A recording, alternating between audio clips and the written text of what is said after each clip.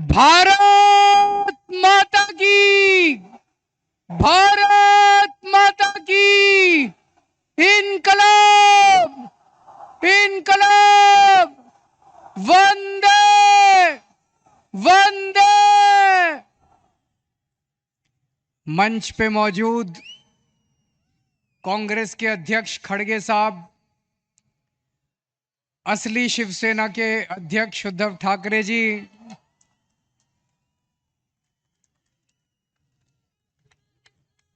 असली एनसीपी के अध्यक्ष शरद पवार जी, इंडिया गठबंधन के देश भर से आए हुए सभी सीनियर नेतागण और इतनी भारी संख्या में आए हुए मेरे सभी प्यारे बहनों, भाइयों, माताओं, बुजुर्गों, बच्चों, आप सबको मेरा नमस्कार, सबको मेरा प्रणाम।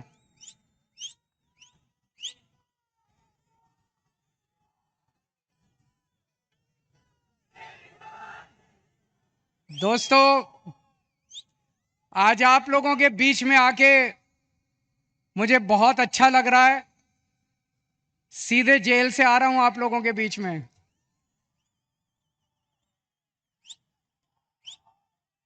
जेल का जवाब, जेल का जवाब,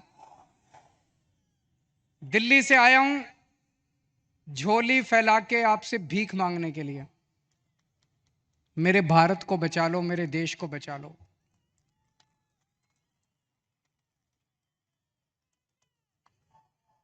हमारे देश को प्रधानमंत्री जी तानाशाही की तरफ ले जा रहे हैं। हमारे देश को बाबा साहब अंबेडकर ने एक शानदार संविधान दिया था, जनतंत्र का। जनता चुनेगी, वोट करेगी, लोग चुने जाएंगे, वो शासन करेंगे। जिनको जनता चुनेगी वो शासन करेंगे। जनता के मुताबिक काम किए। अब धीरे धीरे धीरे धीरे प्रधानमंत्री जी ये शासन, ये जनतंत्र खत्म करना चाहते हैं। मेरा उदाहरण लीजिए, दिल्ली में हमें 2015 में दिल्ली में 70 सीट हैं, विधानसभा में 70 सीट हैं। 70 में से 67 सीट, 67 सीट आम आदमी पार्टी को मिली थी। 5 साल बाद चुनाव हुए 2020 में, और 2015 में 67 सीट आम आदमी पार्टी को, 3 सीट बीजेपी को। 2020 में 70 में से 62 सीट आम आदमी पार्टी को, 8 सीट बीजेपी को। तो मोदी जी ने देखा कि दिल्ली में आम आदमी पार्टी को हरा नहीं सकते, तो मोदी जी ने एक षड्यंत्र रचा, एक फर्जी केस बनाया। उसमें मनीष सिसोदिया को, सतिंदर जैन को, सबको उसमें गिरफ्तार किया और फिर मुझे गिरफ्तार कर लिया। अगर हरा नहीं सकते तो गिरफ्तार कर लो। उन्हें लगा कि गिरफ्तार करेंगे तो केजरीवाल को इस्तीफा देना पड़ेगा, लेकिन केजरीवाल ने तय किया सरकार जेल से चलाएंगे। मैंने इस्तीफा नहीं दिया, सरकार जेल से चलाएंगे। अगर मोदी जी जनतंत्र को जेल में कैद करेंगे तो हम जनतंत्र को जेल से चला के दिखाएंगे।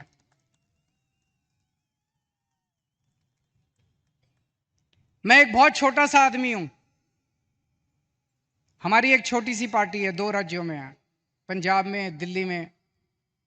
मैं सोच रहा था मोदी जी ने मुझे गिरफ्तार क्यों किया। मेरे जैसे छोटे से, वो तो इतने बड़े आदमी हैं, इतना उनके पास साधन है, तमाम उनके पास रिसोर्सेज हैं, मुझे क्यों गिरफ्तार किया। मुझे गिरफ्तार किया क्योंकि दिल्ली के गरीब बच्चों के लिए मैंने अच्छी शिक्षा का इंतजाम किया। दिल्ली के गरीब बच्चों के लिए मैंने अच्छे सरकारी स्कूल बनाए, शानदार सरकारी स्कूल बनाए। मोदी जी नहीं चाहते कि गरीब बच्चों के लिए अच्छे स्कूल बनाए जाएं, वो इस काम को रोकना चाहते हैं, इसलिए उन्होंने मुझे गिरफ्तार किया। मैंने मान लो 500 स्कूल बनाए। मोदी जी, आपका बड़प्पन तो तब था आप 5000 स्कूल बनाते। आप तो इतने बड़े आदमी हो, आप 5000 स्कूल बनाते तब आपका बड़प्पन था। आपने केजरीवाल को गिरफ्तार करके स्कूलों का काम रोक दिया दिल्ली के अंदर। मुझे गिरफ्तार इसलिए किया क्योंकि दिल्ली में मैंने इतने सारे मोहल्ला क्लिनिक, गली गली में मोहल्ला क्लिनिक, अस्पताल बनाए शानदार, सबका इलाज मुफ्त कर दिया, दवाइयां, टेस्ट, सब कुछ मुफ्त कर दिया 2.5 करोड़ दिल्ली के लोगों के लिए। मोदी जी ये काम रोकना चाहते हैं, इसलिए मुझे गिरफ्तार किया। और विडंबना देखिए, दिल्ली के लोगों के लिए मैंने सारी दवाइयां मुफ्त कर दी, लेकिन जब मैं तिहाड़ जेल में गया 15 दिन तक मेरी दवाइयां बंद करवा दी मोदी जी ने तिहाड़ जेल के अंदर।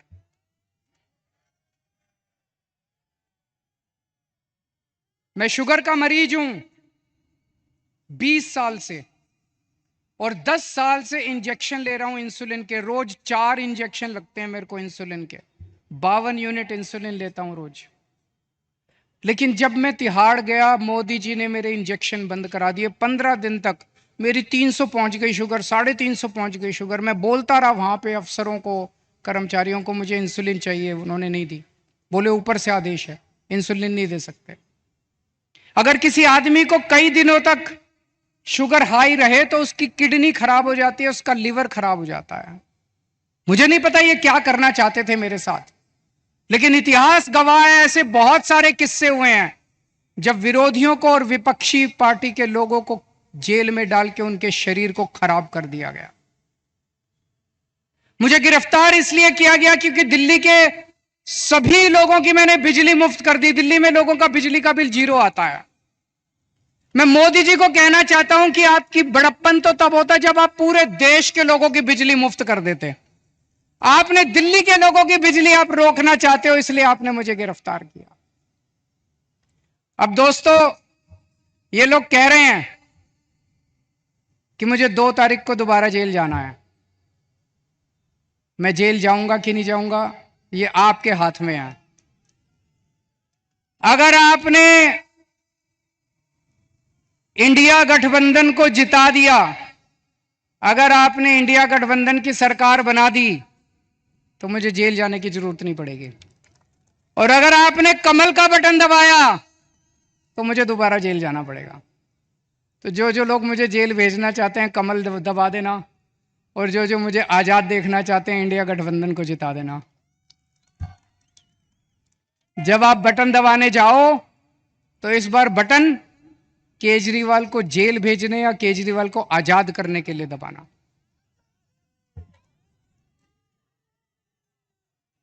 रशिया का नाम सुना है? Russia, Putin.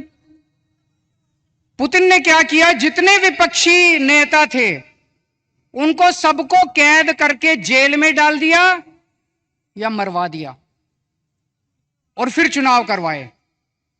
87% वोट मिल गए, 87%। जब विपक्षी नहीं होगा, लड़ने वाले नहीं होंगे, सारे वोट आप ही को मिलेंगे। बांग्लादेश में भी अभी ऐसा हुआ, उसने सारे विपक्षी नेताओं को जेल में डाल दिया और शेख हसीना जीत गई। पाकिस्तान में भी यही हुआ, इमरान खान को जेल में डाल दिया, उसकी पार्टी छीन ली, उसका सिंबल छीन लिया, जीत गए। अब मोदी जी भी हमारे देश को पाकिस्तान और बांग्लादेश बनाना चाहते हैं। इंडिया गठबंधन भारत देश को दुनिया का नंबर 1 देश बनाना चाहता है। मोदी जी भारत को बांग्लादेश और पाकिस्तान बनाना चाहते हैं। तय आपको करना है कि आप भारत को किस तरफ ले जाना चाहते हो, बांग्लादेश और पाकिस्तान की तरफ, या दुनिया का नंबर 1 देश बनाना है। अब यही काम मोदी जी देश में कर रहे हैं, हमारे देश में, कि सारे विपक्ष को खत्म कर दो। उन्होंने मेरे को गिरफ्तार कर लिया, कांग्रेस का अकाउंट फ्रीज कर दिया। चुनाव के 1 महीना पहले उन्होंने कांग्रेस का अकाउंट फ्रीज कर दिया। अब हमारा अकाउंट फ्रीज करने जा रहे हैं। सुप्रीम कोर्ट के अंदर इनके वकील ने बोला है कि आम आदमी पार्टी का अकाउंट फ्रीज करेंगे। शिवसेना के उन्होंने 2 टुकड़े कर दिए, शिवसेना के 2 टुकड़े कर दिए, एनसीपी के 2 टुकड़े कर दिए, स्टालिन के कई मंत्रियों को गिरफ्तार कर लिया, ममता दीदी के कई मंत्रियों को गिरफ्तार कर लिया। सारे विपक्ष को तहस नहस करने के बाद मोदी जी कहते हैं आओ चुनाव लड़ते हैं। ये तो कायर लोग कहते हैं ऐसे। अरे मोदी जी दम में तो आंख में आंख डाल के छाती चौड़ी करके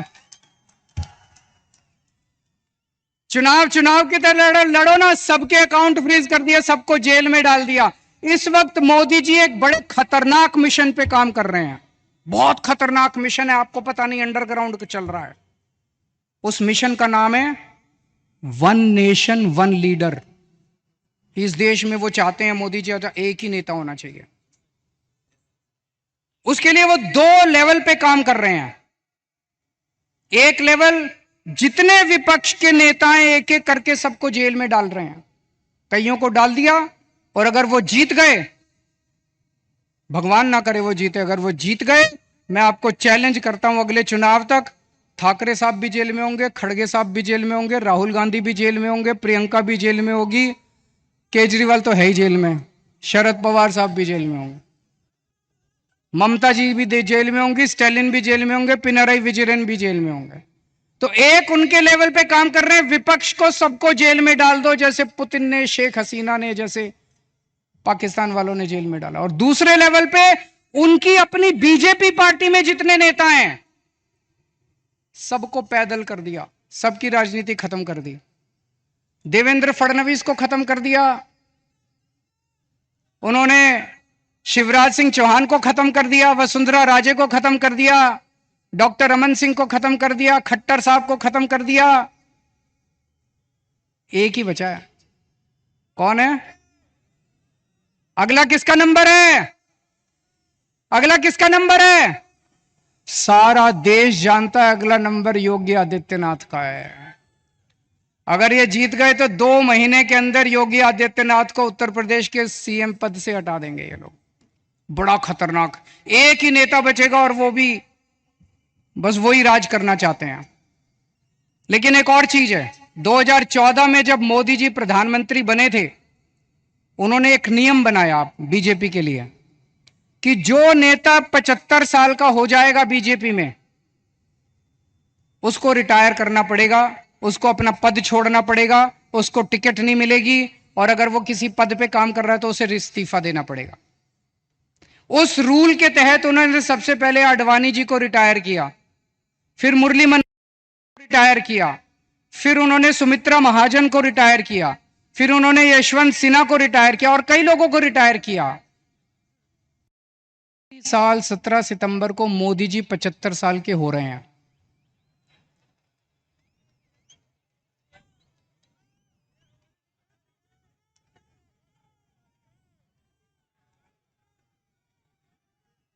और मोदी जी ने तय किया है वो अपने बाद अमित शाह को प्रधानमंत्री बनाएंगे।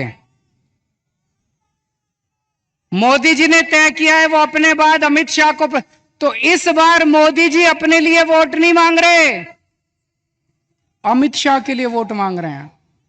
अमित शाह को प्रधानमंत्री बनाने के लिए वोट मांग रहे हैं। आप अपने आसपास जितने बीजेपी के सपोर्टर हैं, बीजेपी के वोटर हैं, बीजेपी के भक्त हैं, उनको बोलना अगर वो वोट डालने जाएं, ये सोच के जाएं कि वो अमित शाह के लिए वोट दे रहे हैं, मोदी जी के लिए वोट नहीं दे रहे हैं। आंख बंद कर लें और सोचें कि मोदी जी की बजाय अमित शाह प्रधानमंत्री बनने वाले। और उसमें भी जितने पिछले 2 साल से इस पे काम कर रहे हैं मोदी जी, जितने नेता थे बड़े छोटे बीजेपी के अंदर, सबको खत्म कर दिया। शिवराज सिंह चौहान को, वसुंधरा राजे को, डॉक्टर रमन सिंह, योगी आदित्यनाथ को 2 महीने में हटा देंगे ताकि रास्ता साफ हो जाए, अमित शाह बचे केवल। यह बात मैंने जेल से निकलने के अगले दिन प्रेस कॉन्फ्रेंस करके कही थी। जैसे ही मैंने कहा, सबसे पहले अमित शाह बोले नहीं नहीं मोदी जी रहेंगे हमारे 5 साल प्रधानमंत्री, मोदी जी रहेंगे। उसके बाद एक के बाद एक ही दिन में 24 घंटे में इतने नेताओं ने कहा मोदी जी रहेंगे प्रधानमंत्री, मोदी जी। मोदी जी ने नहीं कहा,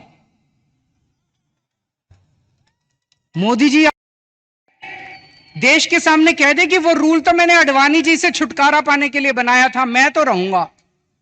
या तो मोदी जी कह दे भाई मैं तो रहूंगा, पर अप्लाई नहीं होता, ये तो मैंने आडवाणी जी की राजनीति खत्म करने के लिए बनाया था, उनको रास्ते से हटाने।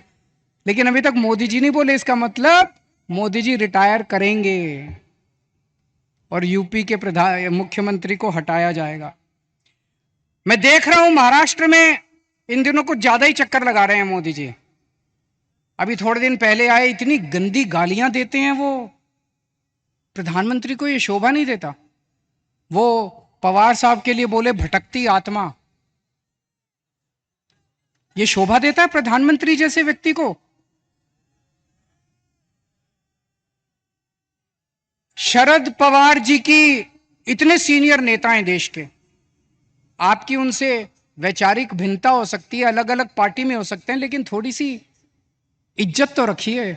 84 साल की उम्र है शरद पवार जी की, मोदी जी की 74 साल की उम्र है, 10 साल बड़े हैं उनसे, और उनको कहते हैं भटकती आत्मा। ये तो सड़क छाप बात है। वो उद्धव ठाकरे जी को कहते हैं, क्या बोले उद्धव ठाकरे जी को? नकली संतान। उद्धव ठाकरे जी को कहते हैं नकली संतान। ये कोई भाषा है प्रधानमंत्री की? इस तरह से बोलते हैं प्रधानमंत्री?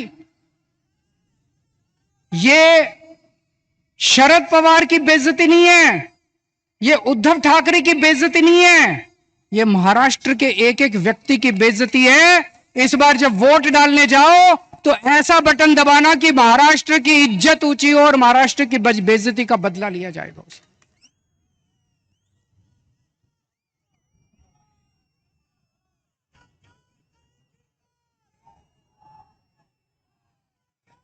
मेरे को इन्होंने 21 दिन की मोहलत दी है सुप्रीम कोर्ट ने।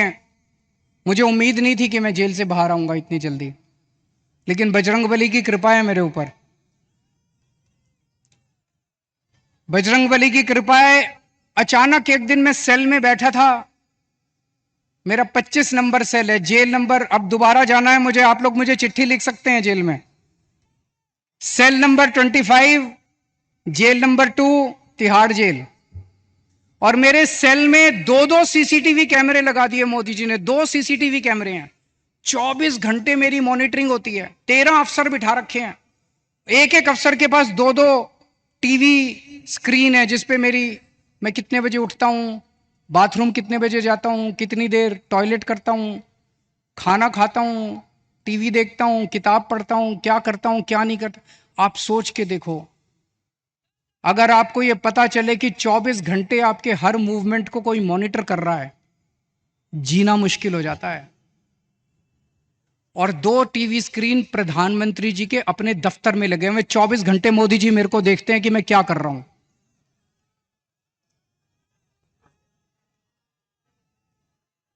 तो एक दिन मैं टीवी देख रहा था, अचानक मुझे पता चला कि सुप्रीम कोर्ट ने मेरे को बेल दे दी।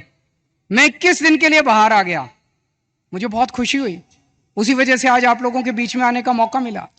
लेकिन मैंने भी ठान लिया है, ये 21 दिन का एक एक सेकंड, एक एक क्षण, एक एक पल मैं देश को बचाने के लिए गुजारूंगा।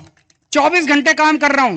कल सवेरे लखनऊ गया था, फिर पंजाब गया, आज सवेरे पंजाब में था, आज मैं अभी बॉम्बे आया हूं, अभी भिवंडी गया था, भिवंडी से बॉम्बे आया हूं, अब रात को दिल्ली निकलूंगा। उसके बाद झारखंड जाना है कल या परसों में। पूरे देश में घूम के मेरा एक ही लक्ष्य है, किस तरह से अपनी भारत माता को बचाना है, देश को बचाना है, तानाशाही से बचाना है। दोस्तों, मैं तो आज आपको एक ही चीज बोल के जाऊंगा। जैसा मैंने कहा, अगर इनकी सरकार आ गई तो ये ठाकरे साहब को भी, शरद पवार जी को भी, सबको जेल में डाल देंगे। तो जो करे उद्धव ठाकरे से प्यार, उसे करना होगा मोदी को इंकार। जो करे शरद पवार को प्यार, उसे करना होगा मोदी को इंकार। और अंत में मैं कहना चाहता हूं, इंडिया गठबंधन के यहां पे 3 पार्टनर्स हैं, शिवसेना, एनसीपी और कांग्रेस। मैंने एक वीडियो देखा, मैं बड़ा चिंतित हो गया वो वीडियो देख के सोशल मीडिया पे। एक व्यक्ति ने वोट दे के बाहर निकला, उससे मीडिया वाले ने पूछा किसको वोट दिया? बोला शरद पवार को। बोला कौन से निशान पे? बोला घड़ी के निशान पे। अभी बहुत कंफ्यूजन है लोगों में, इस कंफ्यूजन को दूर करना बहुत जरूरी है। लोग, मैं देख रहा हूं, बड़ी जबरदस्त तरीके से बीजेपी को नकार रहे हैं, लेकिन अगर गलत सिंबल पे वोट डल गया तो बड़ी मुश्किल हो जाएगी। आप सब लोगों की जिम्मेदारी है, जितने लोग आज यहां आए हैं, वापस जाके अपने अपने मोहल्ले में, अपने अपने गांव में, अपने अपने पड़ोस में बोल देना कि असली शिवसेना का सिंबल बदल गया है, असली शिवसेना का सिंबल ये है, मशाल है।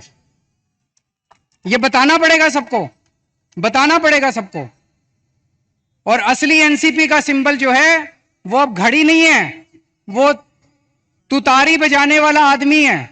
वो बताना पड़ेगा सबको, हम सबकी जिम्मेदारी है। पार्टी अपना काम कर रही है, लेकिन पार्टी के साथ साथ जनता की भी जिम्मेदारी है। और लास्ट में एक ही चीज कहूंगा, 4 तारीख को जब नतीजे आएंगे, मैं तब तक जेल जा चुका हूंगा, जेल से नतीजे देख रहा हूंगा। पिछली बार 48 में से 42 सीट एनडीए की आई थी, इस बार 48 में से 42 सीट इंडिया गठबंधन की आनी चाहिए। अगर 48 में से 42 सीट इंडिया गठबंधन की आई तो मुझे जेल के अंदर बड़ा सुकून मिलेगा। आप सब लोगों ने, इंडिया गठबंधन के सभी नेताओं ने, ठाकरे साहब ने, पवार साहब ने, खड़गे साहब ने आज मुझे यहाँ आमंत्रित किया, बोलने का मौका दिया, बहुत बहुत शुक्रिया। और इतने प्यार से आप सब लोगों ने सुना। आप लोग खुश रहें, स्वस्थ रखें, भगवान आपका खूब खुशियां दे। भारत माता की।